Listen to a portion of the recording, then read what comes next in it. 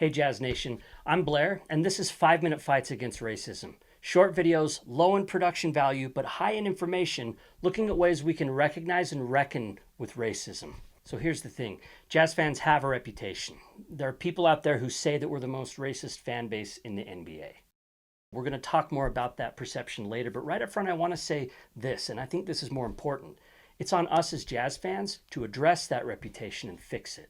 We can choose to be part of the solution rather than living down to the stereotype. So with the help of some friends, I'm making these videos to help jazz fans improve our conversations about race. 5-Minute Fights Against Racism. Each 5-minute fight will take on one particular issue. We'll unpack it together. And it takes more than 5 minutes to really become educated about these things. But in these 5-minute fights, we're just trying to get things started. And it won't be so easy because talking about racism often feels threatening or uncomfortable for all kinds of reasons. Coach Quinn Snyder actually recently invited us to lean into our discomfort when we feel it in these conversations. Psychologists have long explained that we humans respond to confrontation in 3 possible ways: fight, freeze, and flight. For proof, look no further than these real tweets and Instagram comments in response to some of the posts that Donovan Mitchell and the Jazz organization recently made about Juneteenth and Black Lives Matter. Some people deny that a problem exists at all. Some admit that it exists, but they downplay how serious it is. And we don't even get to see the ones where people just don't engage at all. They just click away. So believe me when I say that I can relate to all of these reactions: freezing, flight, and fighting. And when push comes to shove, sometimes we really do need to fight. But my goal in these 5-minute fights isn't to fight you, it's to fight prejudice in myself, and to invite you to fight prejudice and racism in yourself. I'm not here to make white people like me feel guilty about the color of our skin. That's not the goal. Try to think about it the way that Kyle Korver talked about it last season. You remember the article that he wrote. He talked about how it's not about guilt, it's about responsibility and understanding.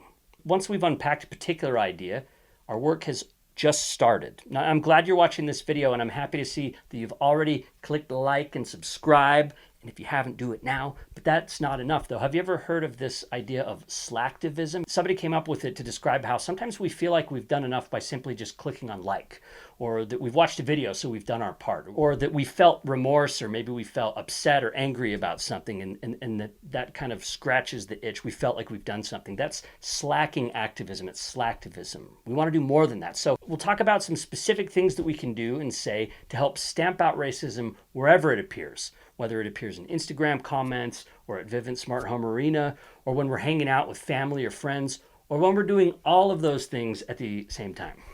All right, before I go, I want to point out a few more important things about 5-minute fights. First, this one's obvious. I'm a white guy, and I'm not perfect.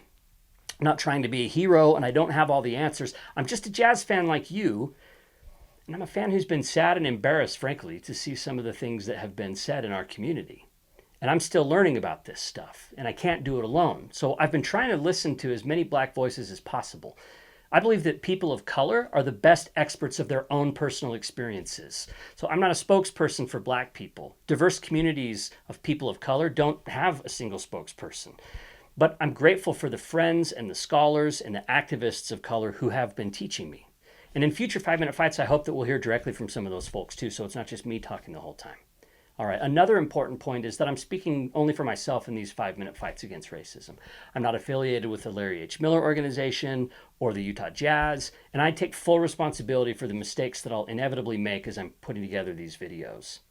And I'm also not making any money from this or raising any money, but at certain points I'll probably point you to some good places to donate to causes that are already fighting racism.